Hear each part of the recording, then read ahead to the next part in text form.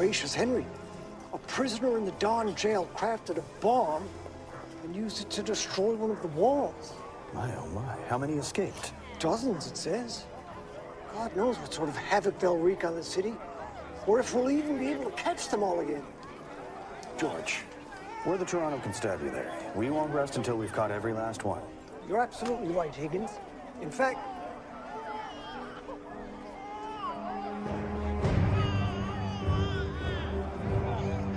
Oh, God, Henry, there's a baby hanging out the window! Out of the way! Out of the way!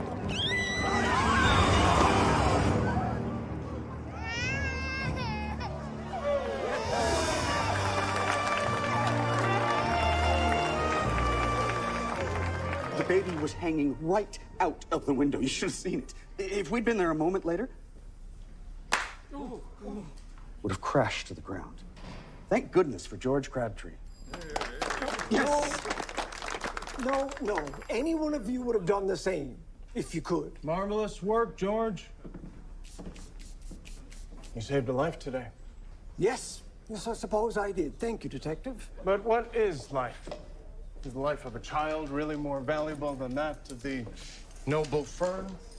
Some believe God created us in his image, but there are more plants than men on this earth. Who's to say God didn't create plant in his image and man as a mere lark?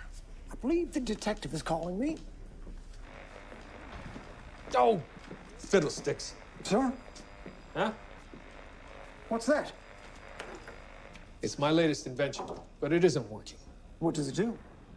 It's a device capable of listening in and amplifying criminal conversations over great distances. Only criminal conversations, sir? Well, any conversations, I suppose. Although I don't see the point of listening into conversations that aren't pertinent to the commission of a crime. You know, sir, I once had an idea for a similar invention. A device that could monitor space and listen for communications from beyond the stratosphere. No one lives beyond the stratosphere.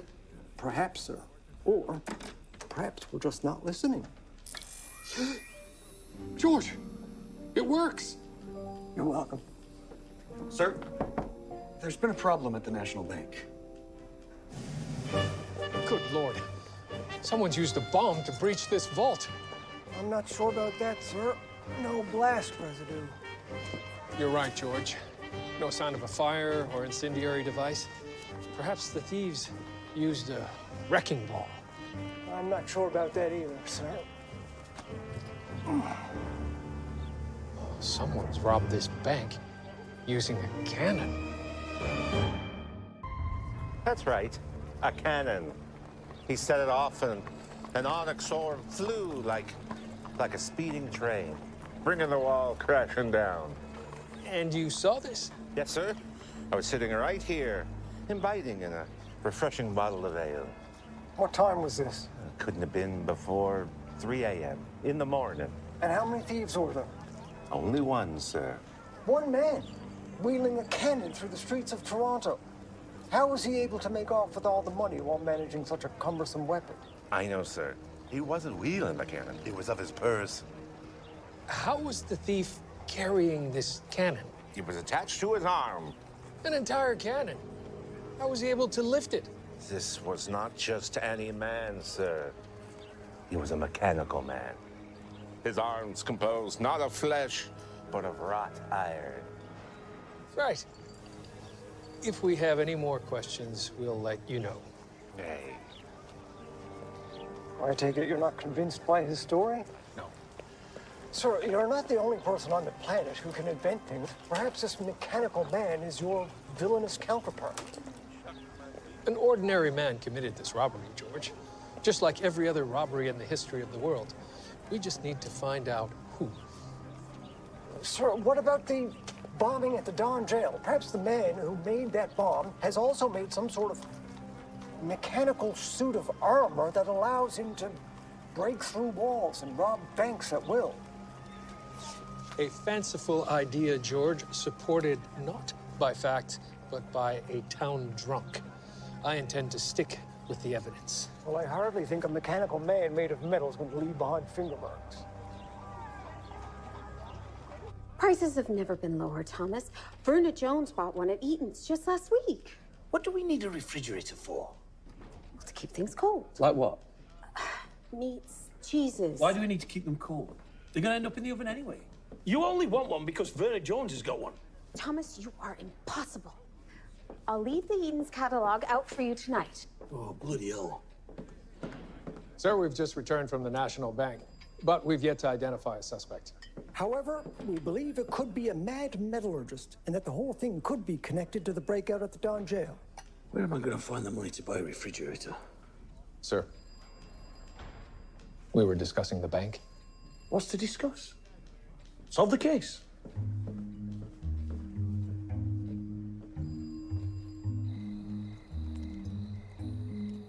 George Crabbtree, you are one in a million. You're not so bad yourself. I've known a few men in my day, but none have come close to satisfying me like you.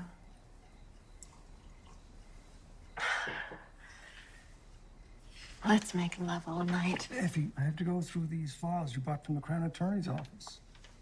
What did you want with those anyway? These are all the escapees from the breakout at the Don jail. I have a feeling one of them is responsible for the bank heist last night. I admire you, George. You're the best man I've ever known.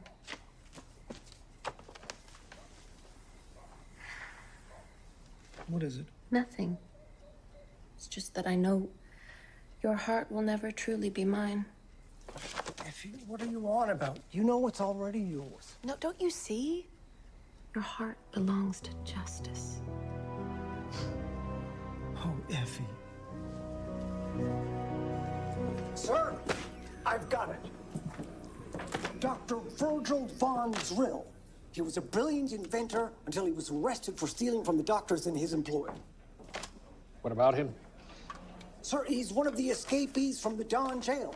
And look, he was horrifically injured when one of his inventions went awry. He was crippled. He lost an arm, horrendous facial scarring, barely survived. Huh. George, this doesn't seem like the type of person that would become a criminal mastermind. Sir, think about it. This is why. This is why he encased himself in metal, to make up for his broken body and to give himself superhuman strength. George, that's an outlandish idea. Sir?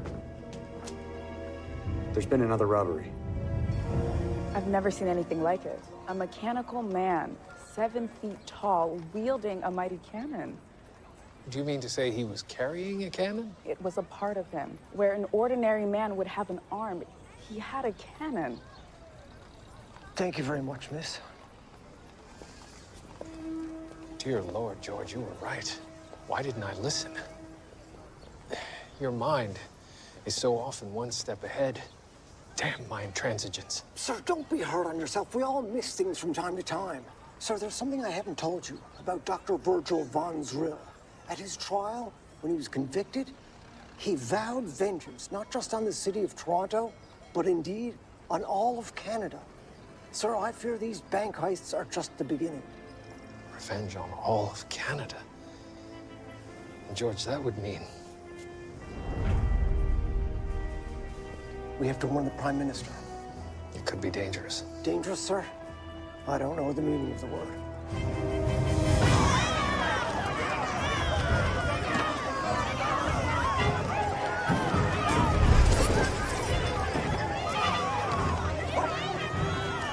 God, George. He's laying waste to the entire city. So, look. No, it can't be. Mr. Prime Minister! Sir, he's gone. But George, without the Prime Minister, Canada will surely fall.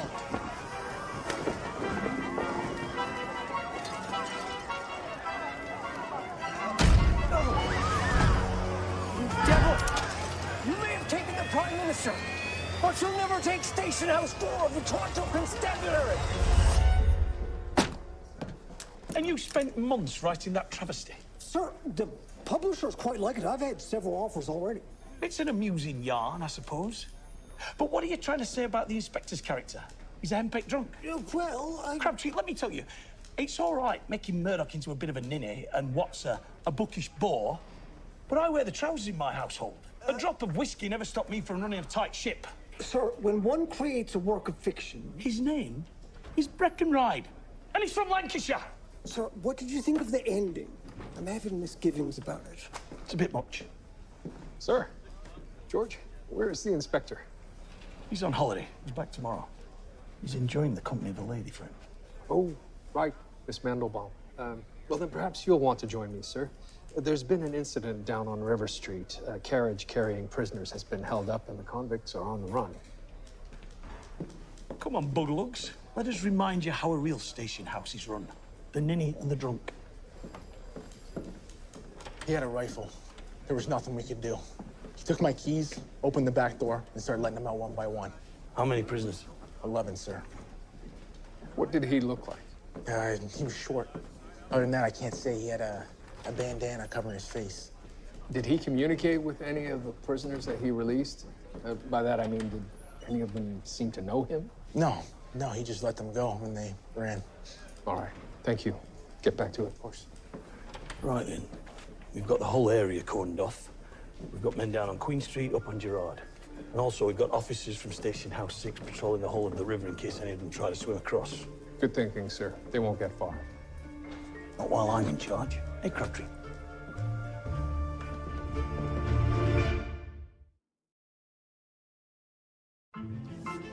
One by one, they ran off, mostly in the direction of the river. Did any of them flee in groups? Not that I saw. Did any of them speak to the gunman? Not a one, he was on his own. Other witnesses say he was wearing a bandana. That's right. A red one? Yes, sir, what about it? Good work, lads. 7 of the men caught, 4 still on the loose. We have posters of the missing men ready to be plastered all over town. We will not rest until these men are back behind bars. Carry on, gentlemen. Sirs, I feel I have to mention the perpetrator's red bandana. What about it? Well, don't you think it's odd that the villain in my novel wears a red bandana to cover up his scar before he turns himself into a mechanical man? This is real life, Krábtri, not a silly little novel. Sir, you've read George's latest novel? I have. You haven't? Oh, he's done the right number on you, Murdoch. Figure out why the man in the bandana wants to free the prisoners in the first place. I have a hunch, Henry. Why would somebody stop a police transport and let a bunch of prisoners go? By mistake? Perhaps he thought it was a different carriage that had money in it. No. Well, actually, I suppose maybe. But what if he knew one of the prisoners wanted to help him escape, but decided to let the whole lot of them go in order to hide his connection to that one prisoner? It's a bit complicated. Well, indeed, and to pull it off would take meticulous planning. I think we're looking at a master criminal.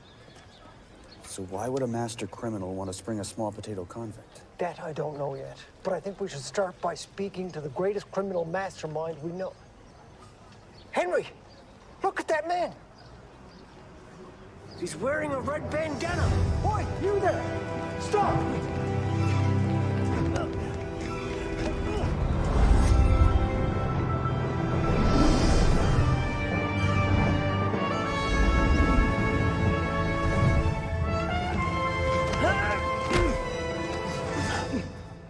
Well, look who it is. Ralph Fellows. Enough of this daydreaming. This is ridiculous. Who's to say that Ralph Fellows is even in Toronto? No, sir, perhaps you're right. Figure it out. As they all beheld George's strapping 6'3" frame. Well, you did make a good point, though, George. I did? Well, yes. Whoever the man behind the red bandana actually is, perhaps he did want to free one of the prisoners, but he freed all of the prisoners in order to obscure his connection. Sir, my thinking precisely. Get the court records on all of the prisoners and see who testified on each of their behalves. Perhaps we're looking for a friend or a relative. Sir.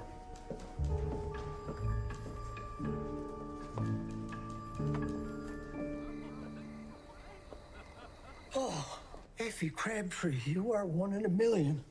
You're not so bad yourself. I pulled those files you asked about, looking for friends and family of the escapees. beauty and brains to match. How did I ever get so lucky? Well, I suppose I'm a sucker for a good writer. Have you got any ideas for the new ending of your book? I'm not sure. I can't really put my finger on what's wrong with the current version. Too unbelievable? Maybe. But for me, the villain has such good history, that keeps it just real enough. And if I change him, then the whole thing goes sideways. I was talking about the hero. He's so perfect, it's not very believable. Oh, so you don't think I'm perfect? I think that the real George Crabtree is so wonderful that if he were written in a book, nobody would believe it. Stop it. Do you think I should dial back the bits where I'm an extraordinary lover? No, absolutely not. The readers love the racy bits. You're right. And the racy bits are the most believable. George Crabtree, Charles Chalk. We spoke on the telephone. Wowee! Are we ever pleased to sponge me publishing your novel? Can't wait to get it on the shelves. Well, that's wonderful, sir. Sir, please, no need to be so formal. And of course, Mr. Chalk. Chick. I beg your pardon? It's Chick. Mr. Chick. Mr. Chalk. You just said it was Chick. You can call me Chick. I did call you Chick. You call me Mr. Chick. That's right. It's Mr. Chalk. What? George, his name is Chick, short for Charles Chalk. You can call him Mr. Chalk, or as he prefers, Chick. Mr. Chalk. Chick. I wanted to check with you if it's not too late to make a couple of changes to my manuscript. Changes? The type's already set. Well, you can unset it, can't you? Unless you've already started printing. I suppose. It's a lot of work. How big are these changes? Yes. What kind of changes are you thinking about, George? Well, it's the ending. It's never quite sat right with me, but if it's too much work... George, it's not too much work. It's a lot of work. Well, it's not so much work that it can't be done. You can change the ending, George. I didn't know you felt that strongly about me changing it. You know, life is hard enough without people like you. I beg your pardon? How long do you need, George? A week. Then the week you should have. Philip, stand down.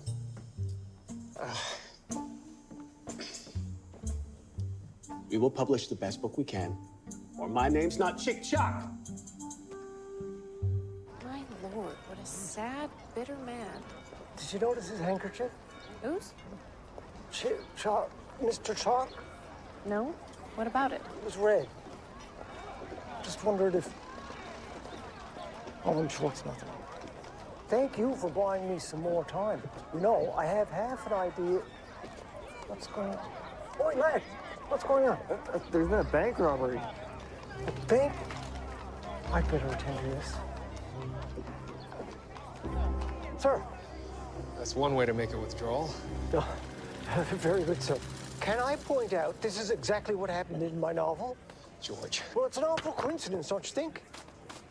There are stark differences between reality and your novel, George. For example, this was likely the result of an incendiary device, gunpowder, and not the result of a cannonball fired from a mechanical man's arm. I suppose you're right, sir. Aha! I believe this is the casing of the explosive device. Thin metal, welded shut, and likely had a short-term release fuse. I've never seen anything like it. It's crude, homemade, and again, unlike your novel. Sir, does this mean that you've read my book already? It was a quick read, George, yes. What did you think? Well, it was brisk, compelling, expertly written. The ending, however... I know, sir. I know. I'm working on it. I found I especially related to the detective character. Well, you know, sir, you provided some inspiration for that character. I too often find I strain against the bounds of my intellect. It's quite frustrating. Well, now, sir... Luckily, I have a constable on hand whose genius, insight, and physical prowess know no bounds. Sir, when one creates a work of fiction... Chief Constable. Bloody hell. Two in one night. What? Savings and loan on Wilton. Wall blown out exactly like that. Everything stolen. Station House 3 are investigating. Oh, and look, this was found at the scene. What is this? Sir, metal armor? As if to construct a mechanical man?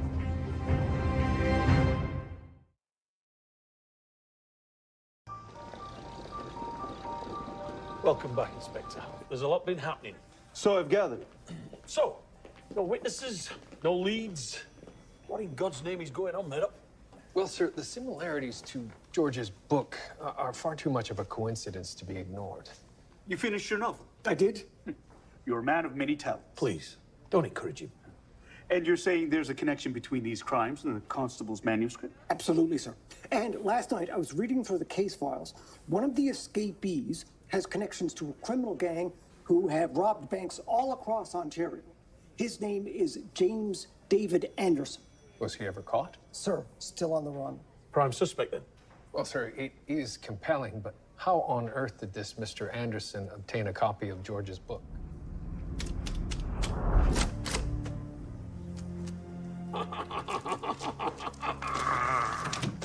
Chalk, you're wanted for questioning down at the... What on earth is all this? What are you doing here? But this is nothing. It's an advance. These bills are from the National Bank. It was you. You stole my book and used it as inspiration to go on a rampage of crime. It was an ingenious idea. All I had to do was follow your story, and soon I'd have my hands on a cool million. You're a villain. Me? It was your sick, brilliant mind that lit the path.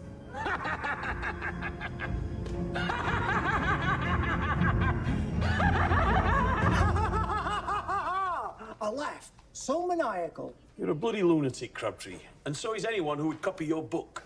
You're not wrong, sir, but it appears someone has. And George does make a good point. Somehow his novel got into the hands of the thief. And, sir, the only person besides us who's read the thing is the publisher, who, I also noted, uses a red kerchief. A red bandana was seen by a witness at the site of the escape. Right, then. Inspector, I suggest you get hold of the file on Mr. Anderson to Watts. Krábtri, you go with Μέρντοχ.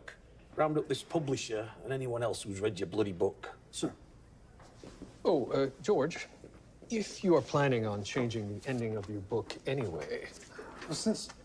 Just some mathematical and scientific corrections to help make the book more realistic.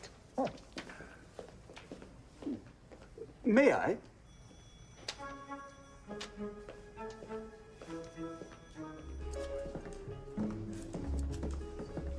James David Anderson, known associate of Alan Henry and the Millhouse gang.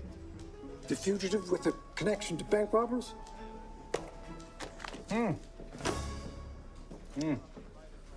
Something the matter, Detective? No. You seem rather taciturn today. Don't mind me. I wouldn't want to go on and on like some sort of, what was it, a blathering philosopher? Watson, when one creates a work of fiction... It's quite all right. Don't worry, George. I liked your book. I thought I came across just as I am. You've read it already? Absolutely. Well, I skimmed it for my parts. Well, some madman's been copying the crimes in the novel? I'm shocked. I'm shocked!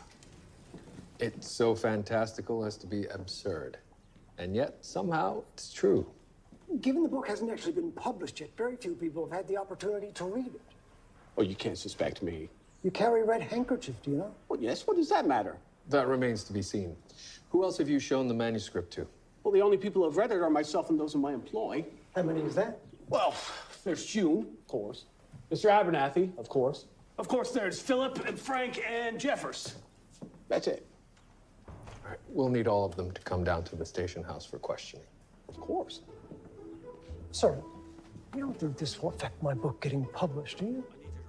Not so long as we catch whoever's behind this, I don't think. Maybe.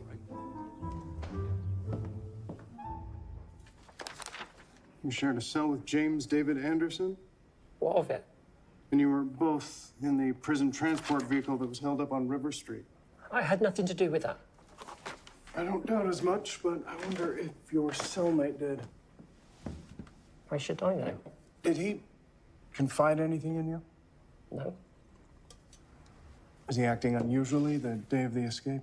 He didn't know anything. Anyway, he's probably in another province by now. I saw him heading for the rail yard. What about the man in the red bandana? Was he headed in the same direction?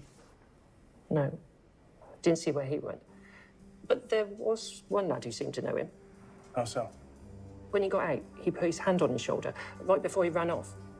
I want men stationed at every bank in the city. Every post office, every savings and loan, every credit union. We are on the job 24 hours a day until we bring him in.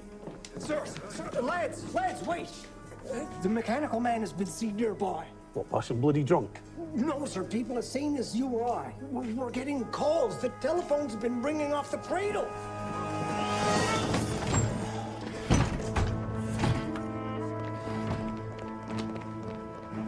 Bloody hell, Crabtree. He's straight out of your book. He's taking the gold.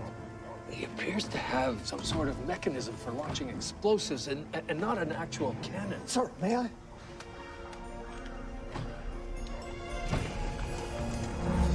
My goodness. Sir, it's the chap we spoke to earlier, the trash collector. I don't care who he is. We need to bring him down before he can use those guns. Prepare to fire. Sir, do you have a better idea? Lads, take position!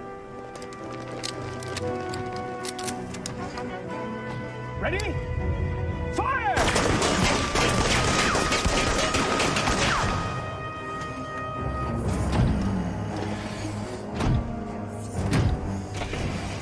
Take cover!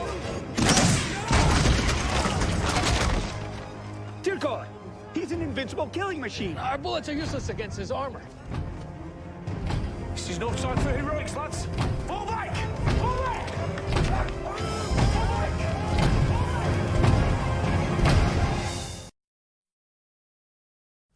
Why would anyone want to turn one of Crabtree's stories into real life? Is there any chance that it's just a coincidence? That doesn't seem likely. So you think there's someone out there, as crackers as you are, walking around the streets of Toronto? I have to agree with Inspector Choi. A coincidence is just far too unlikely given how many similarities there are to George's book. So that's it. I've created a monster. An indestructible, mechanical, killing machine monster. Capable of laying waste to entire cities. Let's focus on what we do know. The mechanical man is one of the escaped convicts, and he evaded recapture by posing as a trash collector near the site of the escape. The man in the red bandana must have left him a change of clothes, which means they knew one another. Precisely. Whoever the mechanical man is, his accomplice must be someone who read George's book. We need to figure out who that is.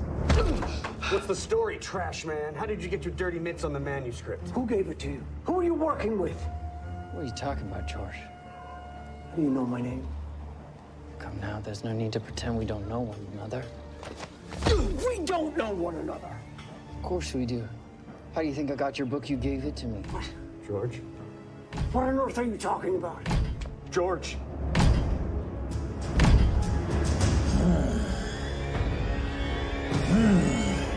Bloody hell, fine. Why don't we just have done with it and lock Crabtree up? There is some truth to what George is saying. If a tad fantastical. In just a moment.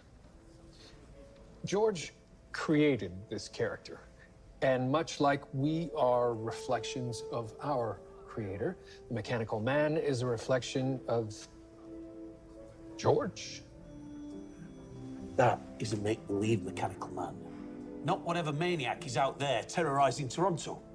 Perhaps the real criminal is someone who read George's book and identified with the villain character so greatly that he decided to recreate his string of crimes.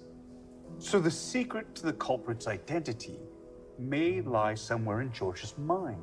Oh, God help us all. He's right. Nobody knows that character better than you. So what do you know about him? Well, I did conceive of him as a version of myself, but instead of the world granting him grace and opportunity, it gives him nothing. In fact, he's crippled by fate, losing both an arm and a leg. So he decides to rebuild himself. To feel powerful in a world where he was powerless. Right. He doesn't think he's doing anything wrong. He thinks he's just evening the scales. 7:30. He looks around the world and he sees people like me, people who are happy, people who are lucky, and he thinks, why does the world give that to some people, but not to me? So he's taking what he feels the world owes him. Exactly. But George, someone like that isn't just you if you'd been dealt a different hand in life. Every privilege that's been afforded to you has come because you meet the world with kindness and love. Do you think? Of course. Whoever this person is who's decided to become your villain must be consumed with everything that is the exact opposite of George Crabtree. Must be a sad and bitter man. Oh my goodness. Effie, that's it. You're brilliant. I am? A sad and bitter man. I know who it is. Sir, with some help from Effie, I made the connection.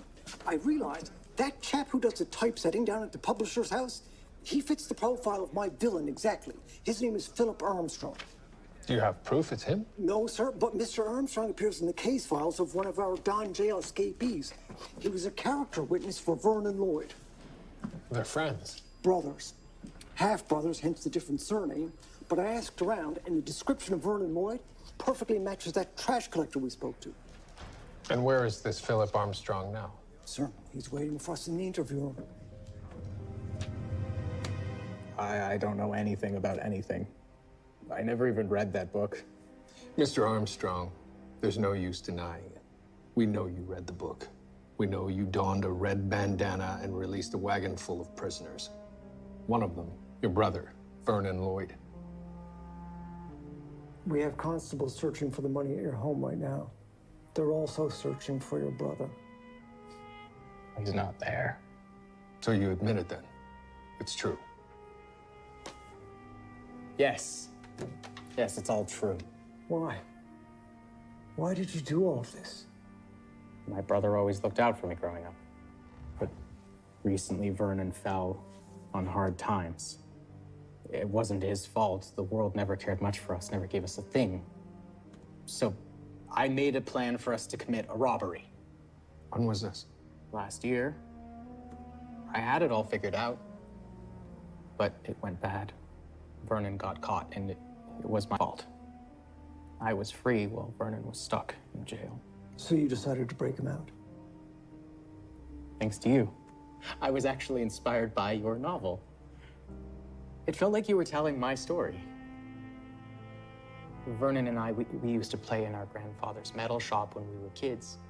We dreamed of being invincible, of being men made of metal, just like in your book. I thought we could finally make those dreams come true. But it's mad. Yes, of course it's mad. But I knew I could build the suit. And he had the strength to manipulate it. And together we could finally take what was ours. All right, enough. Where's your brother now? You'll never find him. And even if you did, how could you stop him? You're going to take us to the place where you built this suit.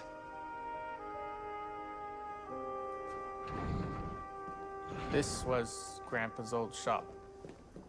We grew up right here, learning the trade. You were lucky to have a mentor. Lucky. The old man was mean as a snake. He forced us to work with hot metal without protection. On our birthdays, he would throw pennies onto the street for us to pick up. After he'd heated them in his oven, so it'd scald our fingers. It's awful. And if we complained or cried, that's when things got really bad, especially when he was suffering from the brass shakes. That's when he would do this. Dear God. He branded you. No wonder you sought revenge on the world. You're damn right. And we'll get it too. My brother isn't finished. We'll take everything we deserve and leave the likes of you with nothing. Henry, take him outside.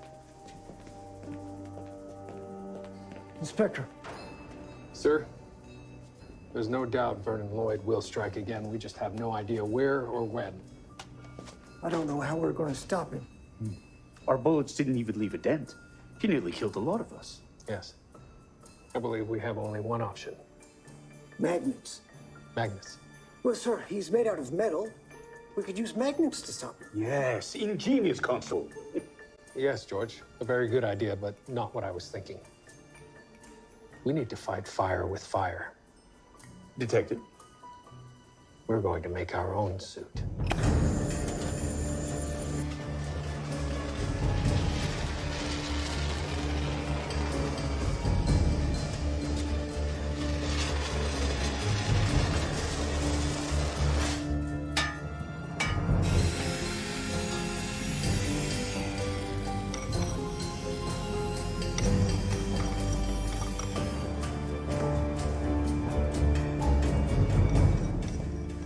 This is our best idea. Sir, the mechanical man is equipped with an automatic gun and a device that launches explosives. We can't simply send constables in there to take him down. Sir, you remember what happened last time. So now we have our own bulletproof suit. You're all crackers. Not necessarily, sir. I've equipped ours with a non-lethal device, an amplified version of my weaponized capacitor. If it strikes any part of his suit, the metal will conduct the entire electrical charge, turning its primary feature into a weakness. Who's going to wear it? I will. Sir, I have to object. This whole situation is my fault. If it wasn't for my awe-inspiring, otherworldly imagination, none of this would be happening. I have to be the one to wear the suit. I have to destroy my own creation. Good man. Detective, Inspector, I have something. I've discovered the identity of what is going on here. We already know the identity of the mechanical man, Watts. It's Vernon Lloyd. That's right. Never mind then. Watts, what else have you discovered? I may have some information about his next steps, but I wouldn't want to go on and on like some sort of blathering philosopher. Watts, when one creates a work of fiction... Watts, carry on. Get on with it. When Vernon Lloyd was in the Don jail, he wrote a series of letters. They were never delivered. They were intercepted by the guards. He threatens to kill every jury member and the judge for putting him behind bars. And the Crown Attorney. Wait a minute. Effie was the lead attorney on that case. Where's your wife now? She's due at the courthouse today. We have to get down there now. Right. Sir, I have to be the one. All right, George. You'll wear the suit. But I have a plan. You need to lure the mechanical man next to the statue of Queen Victoria that's out front of City Hall. Sir, why? Trust me. Get him to the statue.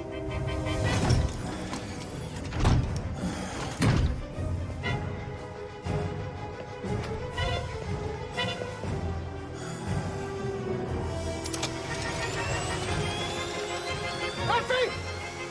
Get down!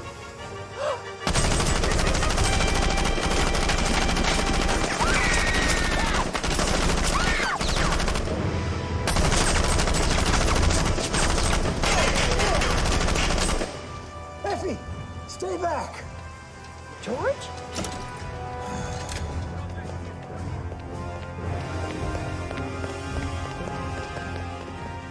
What's happening? I think they're going to fight.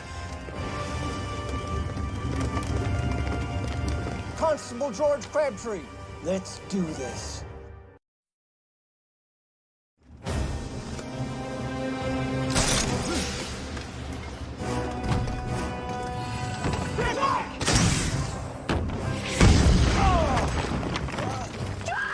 Stay back!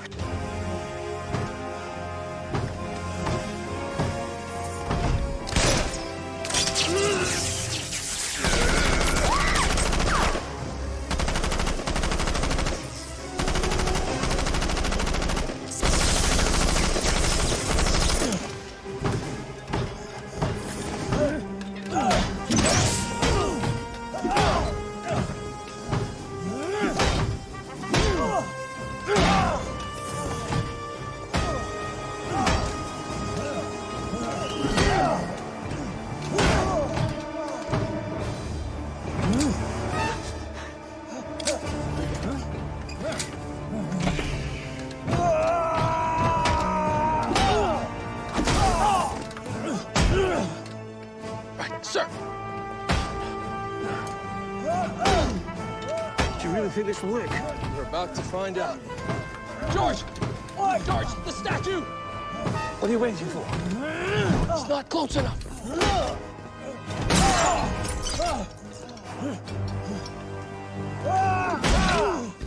Get back!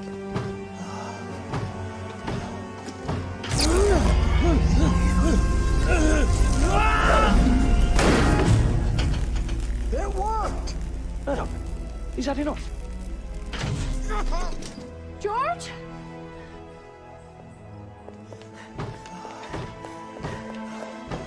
Effie.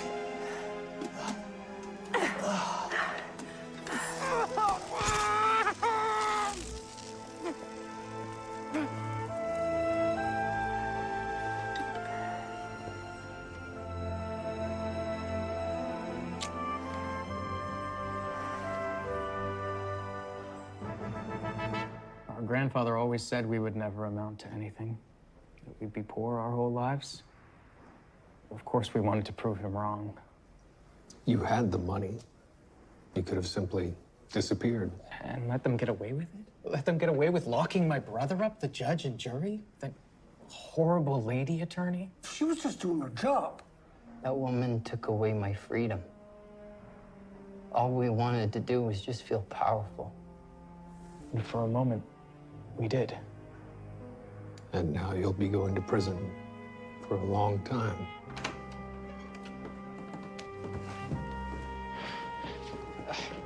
What will happen in the new ending?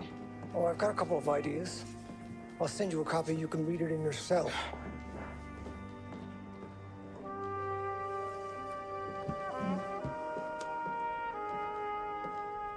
Well, your new book is a smash hit, George. Readers love the new ending. I took inspiration from real life. Instead of the hero doing it all himself, all the characters had to come together to defeat the villain. 7:30. 7:30? I'm not sure that's what made it a hit. Oh, no? No. I think it's because the readers like the racy bits. Myself included. Oh, is that right? And there's only one question. What are you going to write next? Another installment? You know, I've been thinking about just that. And I have 2 words for you. Mole men. Mole men? Mole men. They live deep beneath the Earth's surface. Subterranean. Every day exist. I've seen them with my own eyes. Dear. So what are you going to do when you become a famous novelist? Quit your job at the constabulary? I shouldn't think so. Where else would I get the inspiration for my stories? I suppose. I could help you with the racy bits. Mrs. Crabbtree.